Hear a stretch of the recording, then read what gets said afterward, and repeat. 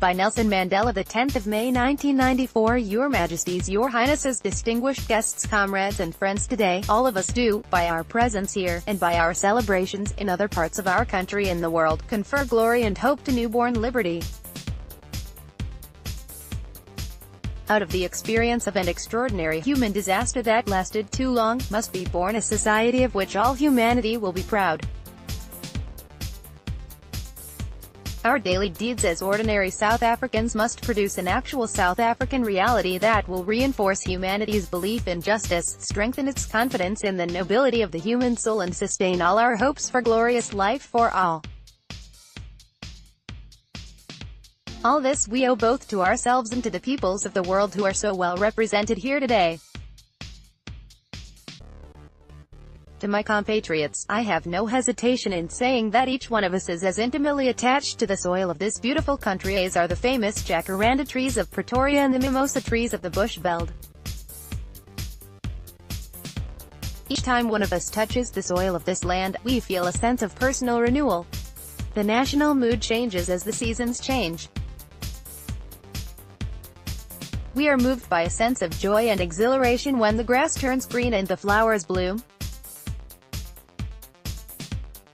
Spiritual and physical oneness we all share with this common homeland explains the depth of the pain we all carried in our hearts as we saw our country tear itself apart in a terrible conflict. And as we saw it spurned, outlawed and isolated by the peoples of the world, precisely because it has become the universal base of the pernicious ideology and practice of racism and racial oppression. We, the people of South Africa, feel fulfilled that humanity has taken us back into its bosom, that we, who were outlaws no so long ago, have today been given the rare privilege to be host to the nations of the world on our own soil. We thank all our distinguished international guests for having come to take possession, people of our country, of what is, after all, a common victory for justice, for peace, for human dignity. We trust that you will continue to stand by us as we tackle the challenges of building peace, prosperity, non-sexism, non-racialism and democracy.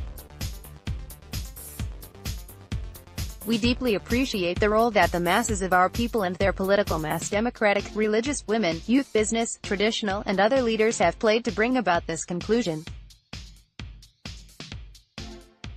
Not least among them is my second Deputy President, the Honorable F.W. de Klerk. We would also like to pay tribute to our security forces, in all their ranks, for the distinguished role they have played in securing our first democratic elections and the transition to democracy, from bloodthirsty forces which still refuse to see the light. The time for the healing of the wounds has come. The moment to bridge the chasms that divide us has come. The time to build is upon us. We have, at last, achieved our political emancipation. We pledge ourselves to liberate all our people from the continuing bondage of poverty, deprivation, suffering, gender and other discrimination. We succeeded to take our last steps to freedom in conditions of relative peace. We commit ourselves to the construction of a complete, just and lasting peace. We have triumphed in the effort to implant hope in the breasts of the million of our people. We enter into a covenant that we shall build the society in which all South Africans, both black and white, will be able to walk tall, without any fear in their hearts, assured of their inalienable right to human dignity, a rainbow nation at peace with itself and the world. As a token of its commitment to the renewal of our country, the new interim government of national unity will, as a matter of urgency, address the issue of amnesty for various categories of our people who are currently serving terms of imprisonment. We dedicate this day to all the heroes and heroines in this country and the rest of the world who sacrificed in many ways and surrendered their lives so that we could be free. Their dreams have become reality. Freedom is their reward.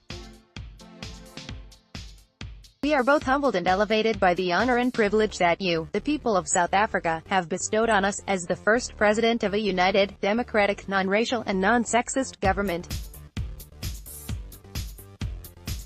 We understand it still that there is no easy road to freedom.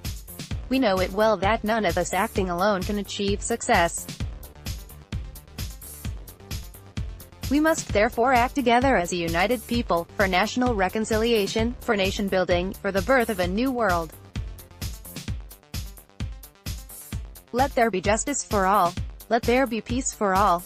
Let there be work, bread, water and salt for all. Let each know that for each the body, the mind and the soul have been freed to fulfill themselves. Never, never and never again shall it be that this beautiful land will again experience the oppression of one by another and suffer the indignity of being the skunk of the world. Let freedom reign. The sun shall never set on so glorious a human achievement. God bless Africa. Thank you. Source: South African Government Information Website. Enjoy the article. Then please consider donating today to ensure that Eurasia Review can continue to be able to provide similar content.